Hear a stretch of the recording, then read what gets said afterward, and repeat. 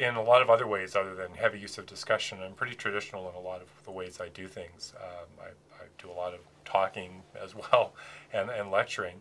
I really like discussions because I find it's a way to hear what students are thinking and get them to react more quickly rather than waiting to see how they're engaging the material on an exam or on papers.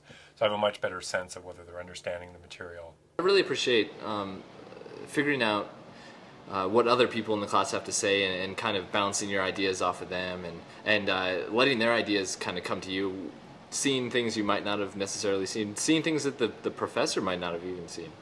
Asking good questions is key. A lot of times I find if discussions aren't going well, the problem is that I'm asking questions that are too abstract for students to engage. I always moderate the discussion, so everything comes through me. I always pick who speaks when, and that's a way if somebody who hasn't spoken before puts their hand up, I can always jump the queue and let that person get in, and if somebody's tending to dominate, I can look elsewhere. He asks really good questions and questions that have several answers or several possible perspectives, so then you feel okay raising your hand and saying what you think about something.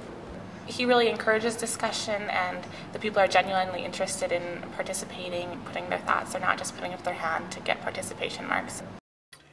Well, I notice in class discussions that students tend to come a little better prepared if they know they're going to have to discuss the material in class. If they're just going to sit and listen to me and then not have to really engage the material till the exam, they'll put off reading as much as possible. So I find they tend to keep up with things a lot better if I'm engaging them throughout the course. I also find it does encourage critical thinking. I find the classes that I do with discussion tend to go a lot better, and I think the students do learn better when we have a heavy discussion component. I find that if you go beyond the class or even beyond that semester, you're more likely to remember the things you discuss rather than the things you just hear in the lecture.